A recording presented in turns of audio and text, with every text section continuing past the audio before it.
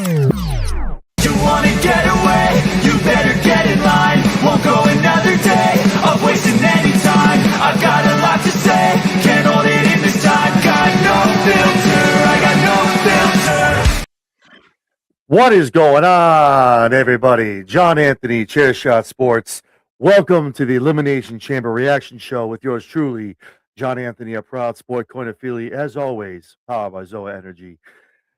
You know, I could have went on last night. I needed to take some time, let it all sink in. The chamber matches, the title matches, and one in particular uncrating, if you will, an unboxing at the Elimination Chamber of a new character that has now graced the roster, whether it be on Monday or Friday nights. So thank you so much for joining me. Appreciate it. Again, like I said, this is a reaction show for the Elimination Chamber. So first things first, come on in, jump in. It's very interactive. Throw some comments up. Let me know you're here. If you have any questions or comments about the show last night, let me know. And as always, do us a big favor if you're not already. Please give us a subscribe here on the YouTube. Most of all, make sure you hit us that like with the thumbs up and ring the bell for our notifications for all shows that we do in the future. So let's just jump right into this. Don't want to take up a lot of time. A lot to, I guess, unpack, really, if you want to just criticize. I could sit here for another 2 hours and just criticize everything we saw. The predictability, I talked about it in the prediction show, that there was some pivoting, and I think you saw a little bit of that. Not as much as I thought we would, but we definitely did see a little bit. Let's just start it off. Let's just start with the women's title match for the Women's Intercontinental Championship. Like I said before, if they were going to pull the trigger on AJ Lee, this was the time to do it, and they did just that on Saturday night, having her win with the Black Widow, having Becky Lynch tap for the third time, and I think 2 months it's been that she's gotten her to tap. So awesome stuff. Good to see it. You love the pop. It was great to see. Again, AJ Lee, definitely, it's been, I think, 11 years since she's had her last belt. So it was good to see that. Definitely well deserved. I think she's going to be present on the road leading up to WrestleMania, whether it be Becky getting her lick back at Mania. For me, I think it's going to be some sort of multifaceted match. It might see one of the ladies who didn't come out of the chamber victorious, maybe going for the mid card, a higher, or maybe a lower end main eventer, dropping down a little bit. Could see a Tiffany Stratton maybe going for the IC championship. Maybe coming over from the SmackDown brand, something going, maybe Raquel Rodriguez, not to get ahead of ourselves of who didn't win, but maybe her jumping in, throwing her hat into the ring, maybe wanting a piece of AJ, or it's Becky, her one-on-one in some weird, no holds barred, no disqualification, where Becky can do whatever she needs to do to get that belt back. And obviously AJ going on her merry way, but getting her nice little run before WrestleMania. So it was a good match for me. It was what we thought it was going to be. Again, like I said, there was only 2 ways it was going to go. Becky keeps going. AJ faces her again at WrestleMania. Again, we had the teases with her trying to cheat the chair using the turnbuckle, which ended up turning against her. And Becky getting the Black Widow and having to tap and then giving it to AJ. So good stuff to see there. Nothing too surprising there. You knew, being at home in Chicago and everyone kind of knowing CM Punk was going to walk out as champion. Now you get that power couple-esque dichotomy with the both of them for the next 7 weeks before we get to WrestleMania. All right. While we're sitting there, let's jump in, stay with the women. Let's go to the first chamber match, and that was obviously with Tiffany Stratton, Rhea Ripley, Alexa Bliss, Asuka, Kiana James, and Raquel Rodriguez. My pick walking in was Raquel Rodriguez. I thought Rhea was a little bit too much of the obvious sexy pick. A lot of people that were commenting that night on the show on Friday, on Wednesday, were telling me the same thing. They were like, listen, it's going to be Rhea. It's going to be Rhea. I just thought they were going to pivot, maybe go a different direction. But Rhea Ripley does walk out victorious out of the chamber. Obviously, she'd be taking on Jade Cargill for the SmackDown Championship, which kind of takes her, which is going to kind of leaves Io kind of just floating out there a little bit, because it obviously takes Rhea out of the tag team contention, and you're going to see Rhea a little bit more over on SmackDown. So that's going to be interesting to watch as well, how they start showing that, if she's going to be on Mondays and on Fridays, or if you just kind of see her just showing up over on the Blue brand on Friday nights. A couple things inside that chamber. One thing Raquel Rodriguez did do that I told you was going to happen. She showed up. She showed out, man. The awesome double pin that she got, that was amazing. Did not like the pin. I definitely wanted Raquel to be At least go Raquel, Rhea. At least have her go to the last two. Nothing against Tiffany. Again, we run on Tiffany time here at ChairShot Sports. Huge Tiffany Stratton fan. I just didn't like her getting that lick on her. It makes her seem a little weak. I really thought, not for nothing, too. Tiffany, not weak at all, getting her face busted open by Rhea, man. Woo, boy.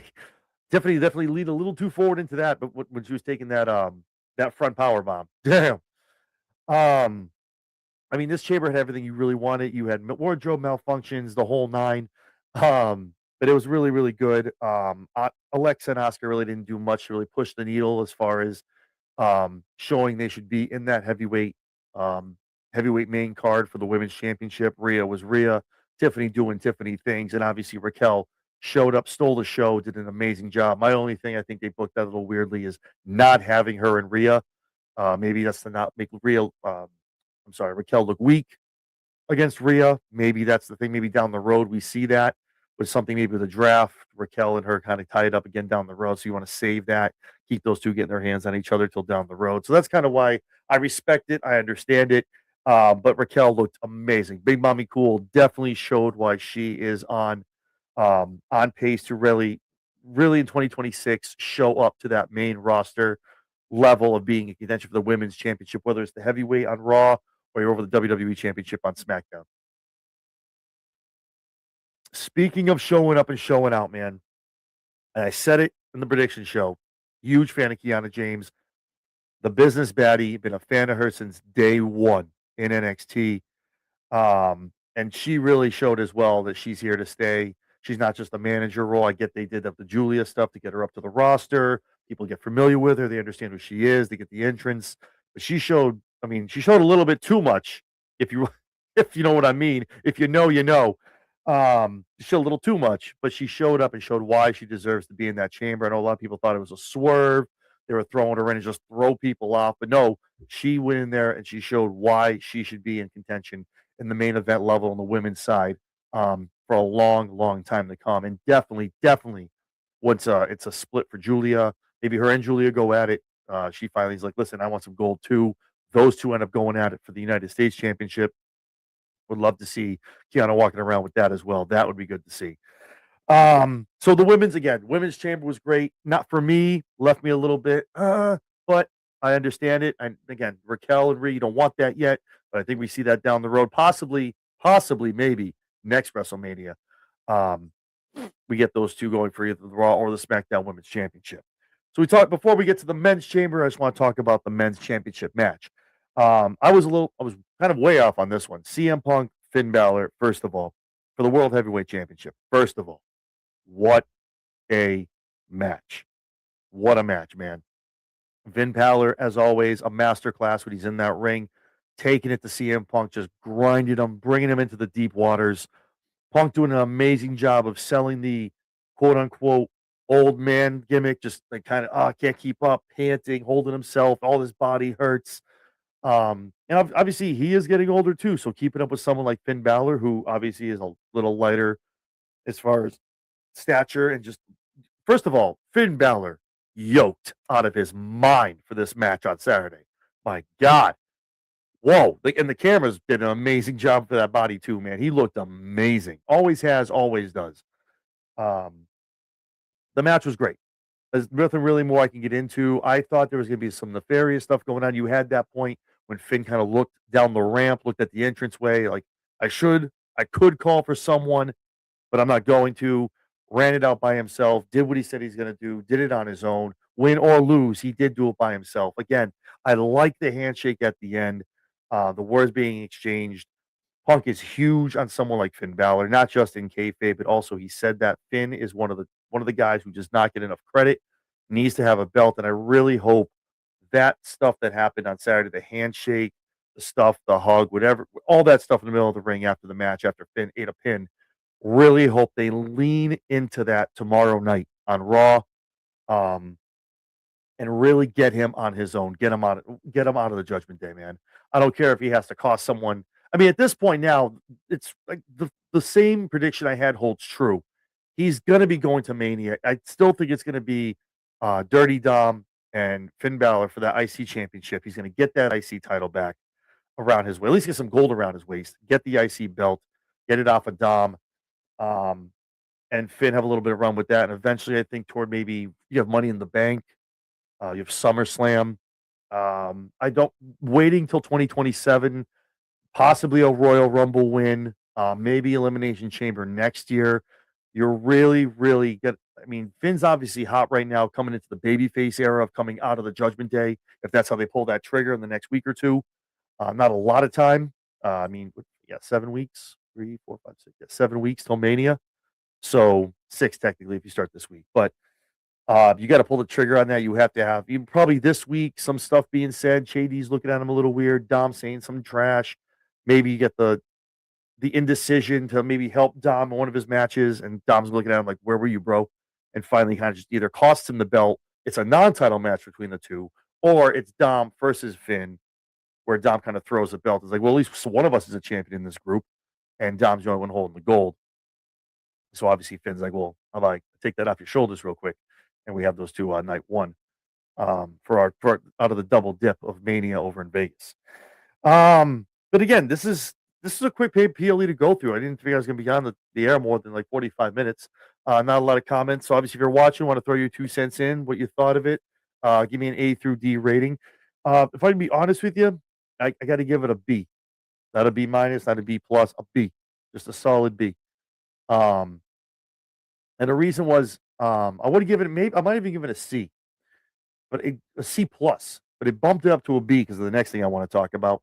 We had the unboxing, the uncrating of the mystery box that's been floating around Raw and SmackDown for these past 3 weeks.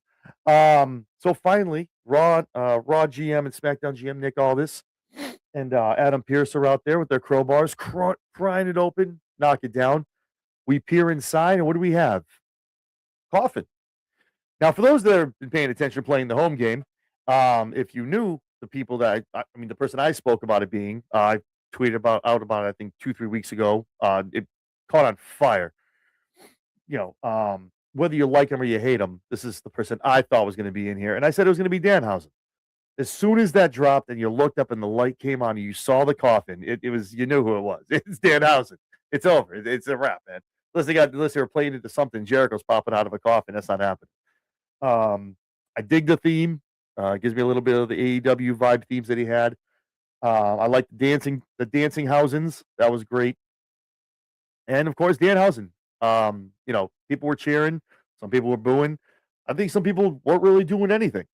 And I'll get on the soapbox in a minute and give my views on it. I mean, if you look at X today, it's all over everywhere. It's all everyone was talking about. They didn't talk about Randy. Don't get ahead of it. You want to talk about the men's champion winner? We're not talking about we're not talking about Rhea going for the women's championship. We're not talking about Punk retaining. Nothing about AJ Lee. Nope. We're all talking about Danhausen. Very nice, very evil. Yes. Danhausen get all the monies, and all the teeth to Danhausen. Yes. So for me, again, let's just watch. So I think let me be on the record. I like this. I think it's a good signing. Does that make me like some weird E-drone or lover of the Fed? No. I like Danhausen because of the character he is. Danhausen is a character in his own world. This is the thing. So let's walk back the entrance. My man pops out of the coffin, right? Walks out of the box, does a little dancing number, and he does the "You are cursed," and all of a sudden, this little firework goes off the coffin. It's literally meant to not be a big deal. If you had to liken him to a character where people will understand, if you're just an AEW person, you watch everything. It's almost like Orange Cassidy. Orange Cassidy is a wrestler in spite of him being a wrestler. He's just out there doing the toe kicks, hands in the pockets, giving the chops. That's Danhausen. It's not supposed to be a big deal. Danhausen knows it's not a big deal. That's why he carries the teeth with him. He gave a jar of teeth to Michael Cole, which is going to sell like hotcakes on WWE Shop. Gives the jar because if you know Danhausen, he pours the teeth in their mouth or spits them in, and he knocks them in the mouth and says he knocked their teeth out. It's all gimmick arranged. It's all meant for fun. And that's why it's funny to me. A lot of AEW, and this goes back whether you're AEW, WWE, when one person goes to the other one or vice versa, right? We always sit there and we shit on we didn't like him anyway. He sat on the bench for a year in AEW. We don't need him. Thank God he went to WWE. Cool. Yeah. If you like Orange Cassidy and you shit on Danhausen, then you're kind of a hypocrite. It's the same thing. It's all gimmick. Orange Cassidy comes out. He has pyros. He has little sparklers. Danhausen. Curse. It's part of the gimmick. Um, but yeah. Oh, excuse me. Um, I think it's great. I don't think I see a lot of things where, oh, he's going to be paired with R-Truth and do that for 2 years. It's a multi-year deal. What's being reported by Fightful and bodyslam.net. Thank you to those two for your, some great reporting. Um, and yeah, I think it's great. You guys got to give him time. In 6 to 8 months, you're gonna love it. You're gonna love how stupid the shtick is, but it's not that stupid. He's not gonna get in the ring and take on a Brock Lesnar or take on the big guys. He's not gonna try to fight any of them. Okay, He's gonna be in the back. Probably, if I had to guess, he's probably his first interaction. If I had to guess, if I had to put money down tonight, right now, and make a wager, his first interaction's got to be with CM Punk or 1-1A, CM Punk or Cody Rhodes. I'm pretty sure Cody was there when Danhausen got signed, and then he left, came back to WWE. CM Punk is probably the biggest Danhausen fan out there. Yes, hello. Yes, the Pepsi Man. Hello. Yes, hello. Like he's gonna be all over that. He's gonna love it.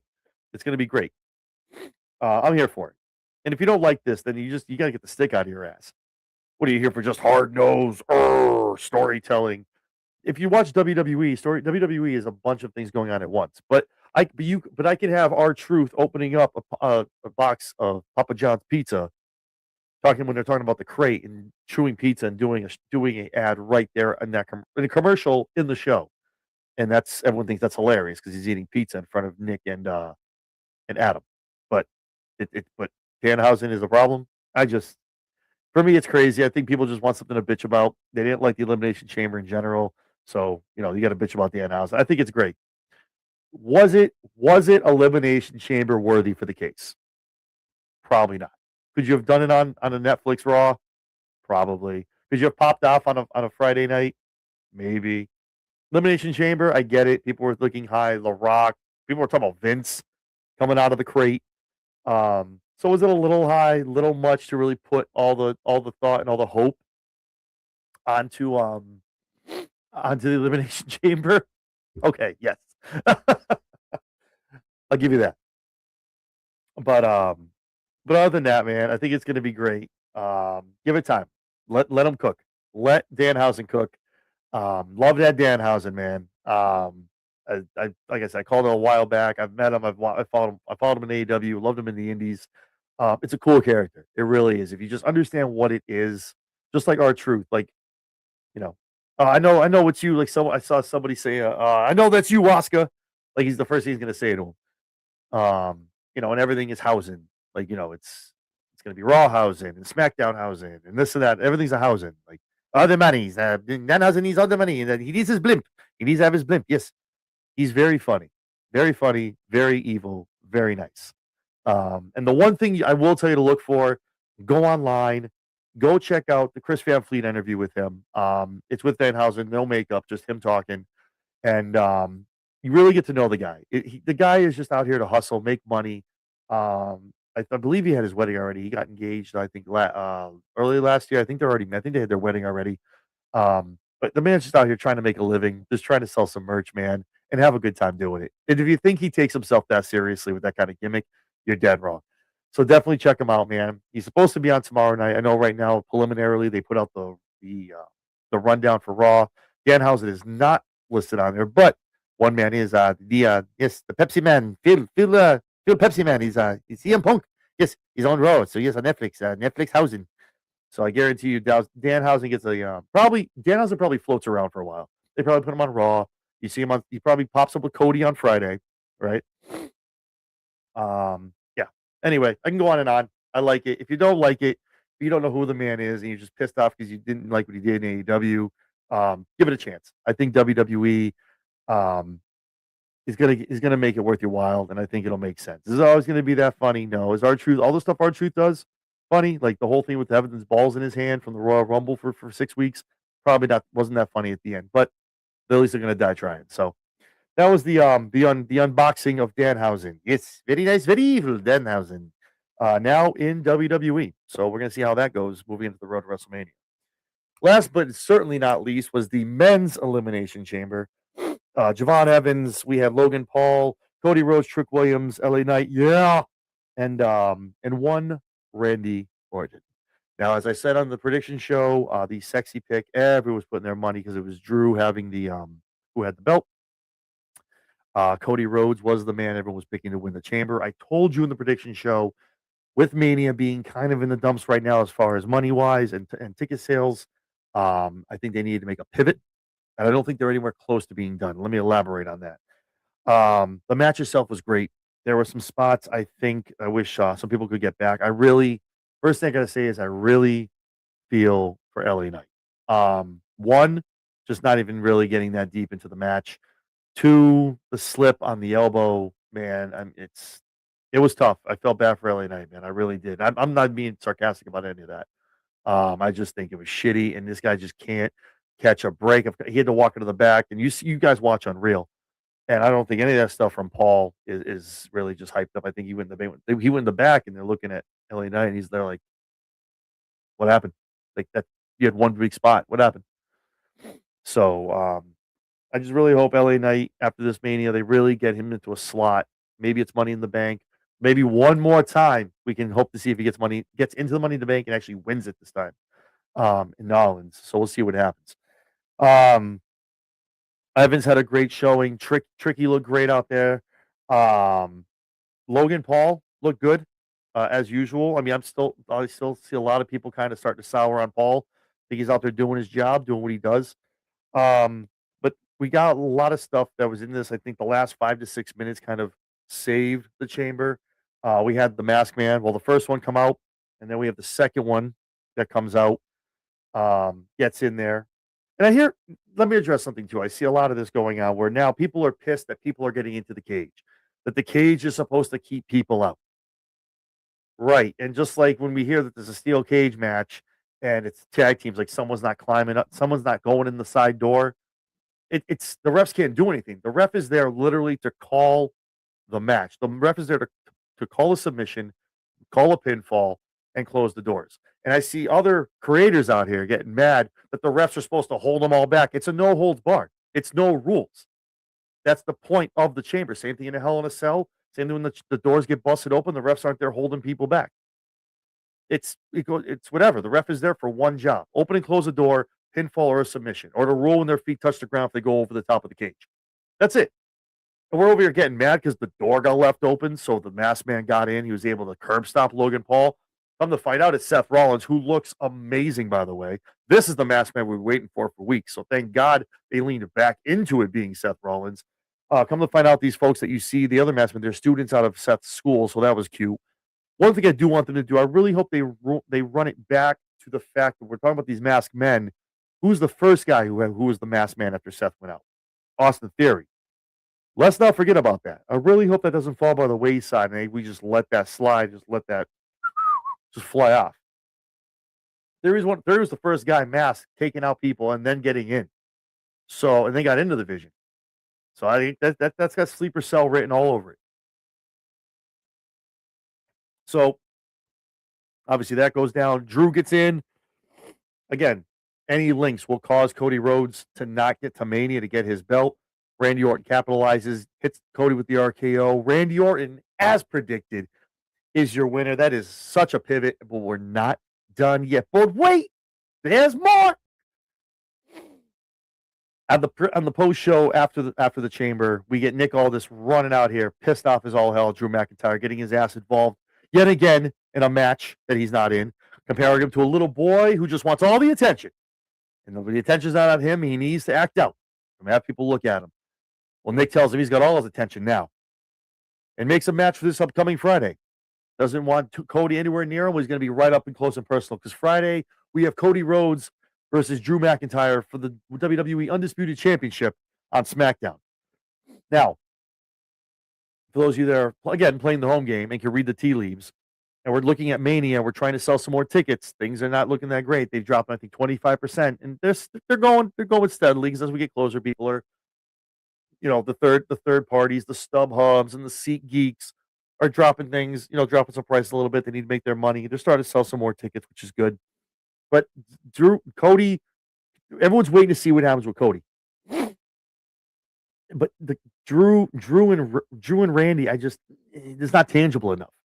As soon as Nick came out, grabbed the stick, and made this announcement, it was crystal effing clear. And if I'm wrong, I'm wrong. But I can't see it. They're doing this. This was the pivot and the swerve. Again, people getting mad at this one. Now, when you have there's a roadmap, and that's what they're trying to do creatively. I hear a lot of people saying it's boring. I hear a lot of people about that. Then don't watch it. Don't watch it. It's long-term storytelling and booking. Every Monday and Friday night is not going to be cinema and knock your socks off. Are some of them going to suck? Yeah, probably. But again, there's a lot of injuries right now. Let's take that into account. Tell you right now, with Bronson Reed, Seth Rollins never gets injured. Who knows what we're looking at right now? Who's doing what? Is Punk even champion? Or was it supposed to be Seth Rollins and Punk takes Roman's spot? Does Punk win the Rumble? Who knows? Or does Punk have the belt and Seth goes and he wins the Rumble with the help of the Vision, and it's Seth and Punk night 2 instead of Roman? Who knows? That's why when I hear all these people saying it's boring and lackluster, what do we call them now? We got Sesame Street Levesque, right? We're playing it safe. Things like that. If you want the fast pace, you want the gratification matches, AEW is the spot to go. AEW does a great job with that. They really do. And not for nothing, man. Their main event scene is really heating up. What MGF is doing over there right now with Hangman, with their match coming up at Revolution, not to talk about another show. But damn, AEW is really starting to heat up with their men's main event division as well. So, with that being said, Friday night we have Cody Rhodes, Drew McIntyre. This is where the complete pivot happens. Cody doesn't win the chamber. Drew isn't going to face Randy. Cody's going to win Friday night, take the belt from Drew. Cody Rhodes, Randy Orton, who have years of story, miles and miles and miles of story. The vignettes are going to be nuts. The promos are going to be crazy. Randy Orton, Cody Rhodes, night 1, WrestleMania, book it down. And again, what you're seeing starting now, what you saw last night, now is the true road to WrestleMania. This is where night 1 and 2 really start to take shape. But talk about it on Wednesday on our weekend wrestling show. But just to give you a couple, Drew McIntyre loses the belt on Friday. He's going to blame, it's either going to be someone like Jacob Fatu interferes, or Sami Zayn. Don't let Sami Zayn get counted out. Sami is throwing fits backstage, fighting with everybody because he can't get his hands on the belt. Fighting with Jacob, fighting with Cody, and then kind of apologizing, and then just going ape shit because he knows it's his own fault, right? So Jacob Fatu or Sami come down, whether it's to cost Cody, whatever. They end up getting in the way of Drew. Drew insert with one of those guys. Or Drew just loses it flat out. And then who's the one person he's going to blame? Nick Aldis. So in a far, far away land, in an alternate reality, you can see Cody, after we walk out when Friday night, they go off the air at 11 o'clock on USA. Are we looking at Cody Rhodes and Randy Orton night 1 main eventing? And then are we looking at Drew McIntyre, Nick Aldis higher up on that night 1 card? Hell, that's a night 2 card for me. Nick Aldis getting back in the ring. I'm here for night 2 of that. And then as far as you want to talk about Seth getting involved, the Seth thing is tough because it's not. I don't think it's going to be Seth and Austin Theory, and Logan and Seth. We've already seen that. But again, for those playing along at home with their bingo cards. I believe it was 2 years ago. Logan Paul's the one who curb stomped Seth Rollins to cost him, and now 2 years later, full circle, now he's curb stomping Logan Paul to cost him in the chamber. Well, again, long-term storytelling, long-term booking. You got to pay attention. You got to watch the product. It all makes sense. It's one of those things where you watch, you go, oh, but then it's the people at home going, it's that Wolf of Wall Street. Hey, wait, I see what's going on here. As soon as he curb stomped him and took the mask off, I went, oh, that's a callback. That's Seth getting his lick back, not for anything of getting exonerated from the Vision, and getting kicked out of the group he originally started and getting double crossed, but getting the lick back for what Logan did to him when he curb stomped him in the chamber. So remember that. So do we see Logan Seth again? We've already seen it once. Could they do it again now? Because I believe at that point was it heel face? Yeah, Logan was the heel in this one, so yeah, he'd still be the heel. So I don't know if anyone really wants to see that again, but there's no Bronson, there's no Braun. It's not, it wouldn't be Austin Theory, so I mean technically it would be it'd be Logan Paul, unless they go and have someone else join the Vision, which I can't see happening. So we'll see how they book that. It was good though. It was a good chamber for me. The predictability got taken out of it when it was Randy. You were waiting for it. It was going to be Cody or Randy. You were just waiting to see what was going to happen. And obviously throwing the Drew aspect in there, kind of making it not so bad, but still Randy taking advantage, getting hit in the RKO, getting the 1-2-3, punching his ticket to WrestleMania. And again, WWE doing a great job doing the pivot, like I think they're going to do on Friday night. Flip it around. And now it's literally the next 6 weeks of him being like, "Oh, well, you thought you cost me to get the Mania. Now you just got to face me now. I'm gonna get my lick back. I'm gonna get my revenge." And again, these guys going so far back as brothers, but now they make such good friends, but even better enemies. Going back to legacy, the story's gonna tell itself. And just not for nothing, aside from anything else, I really hope this is really the route they go, because I believe that so many people, especially watching WWE as long as we have, um, and seeing this story come to fruition. Everyone's been waiting, licking their lips, chomping at the bit, waiting for the Randy Cody match. Randy looking at the belt when Cody had it, finally waiting to see how it's going to happen, and this is how it happens. I'm just so happy for it. I think it's very important too, like what they do with Drew. Um, if Drew does lose it on Friday, I don't think there's anything wrong with that. That's why I'm not upset if it's someone like Sammy, or if it's someone like Jacob Fatu that costs him, to kind of not make him look as weak. But I don't think it makes him look weak at all. You're losing to Cody Rhodes. These two have such a heated rivalry with each other and such a passion to hate each other. Losing clean to Cody Rhodes doesn't make you look like a weak champion at all. Drew has had a great run. He's gotten to do it in front of a live crowd. My only problem is the one con that I would find to all of it, everything I just talked about. Excuse me. The only one con that I would find is that Drew doesn't get to walk into a Mania with a live crowd, as a champion. That's the only take back. If Drew does retain it and he gets to defend it at Mania, and it is Randy and him, I'm okay with that. I'm okay with that. Because Drew does deserve to carry that into a WrestleMania in front of a live crowd and have that main event match. That's the one thing for me. If they do that, hopefully they give it Drew another chance, the year or two down the road, to have that opportunity. So yeah, I think there's a lot of things coming up. Even tomorrow night on Raw, I think we're gonna have a lot of things starting to get set up. Obviously, we have Roman, we have Punk, with their face off, Finn Balor and the Judgment Day. Raquel, I'm sure, is going to have some things to say with Liv. Obviously, her not winning the chamber. You're going to start EO. I mean, Rhea, if she's not around, or kind of like does a goodbye thing. Hey, I got to go. I'm going to go to Friday nights. I got to start focusing on Jade. So you're kind of on your own. They hug it out, whatever. And she walks away, and EO is kind of left. EO Asuka, maybe, I don't know, but we're going to talk about that on Wednesday. I'm going to start giving some of the preliminary matchups I see, how it's all shaken up. Again, very, very excited, very, very happy. I'm going to be heading out. I'll be there in person, boots on the ground, baby. Las Vegas, both nights, Mania 1 and 2. We're going to be hitting WWE World. Got a couple wrestlers on tap. Going to be checking, going to be hanging out with some people. Definitely going to see Karrion Kross. Going to be doing a show at the hotel we're staying at, so I'm pumped for that as well.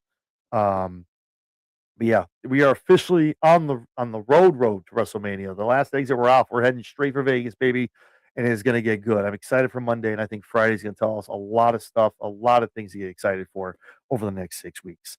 So, yeah, appreciate everyone jumping in. Like I said, I want to take a day and just think about it and kind of look at all angles, what they're doing, how they were doing everything. I think I 3 out of 4, baby. 3 out of 4. I really think Raquel should have still won that. Maybe it's just me being biased to get a clean sweep at the Chamber. But again, props up to Rhea Ripley. I think she's gonna be a great match with her and Jade Cargill. Give my picks on those as we get closer. Yeah, aside from all that, speaking of results, we are, if you haven't known, you don't follow us on X, you should be almost 20,000 strong followers wise. At ChairShot Sports. Running our yearly WWE 2K contest. You got 2 days left. It's been a week long. All you gotta do is check out our pinned tweet. I'll give you all the rules. Very, very simple. Just 3 simple things you got to do. You can enter yourselves and to win not one, not two, not three, but a copy of all four. Four winners will be picked and announced. That runs till Tuesday night at the end of NXT. Then we'll jump on here, do a little bit of predictions for Vengeance Day, and talk about the episode of NXT, and also announce the 4 winners live here, and then obviously we'll go from there. But yeah, definitely, if you have not entered yet, please get your shot, man. You got you got 1 in 4 shot of winning, and someone's gonna win the basic all the way up to the deluxe edition. So definitely excited about that. We're about 325 people away, subscribers away from 1,000. If we can get to 1,000 um, before Tuesday night, I will throw in an autograph picture. So there'll be 5 winners. I'll dive into the attic, into the collectibles, and the archive, see what I can find. I'll pull out something nice. And so if we can get 1,000 subscribers by Tuesday night, by the time we go live, we'll do one. Hell, maybe we'll do 2 signatures. So maybe we'll have 5 or 6 winners. But definitely go on the X, check it out, enter yourself in there.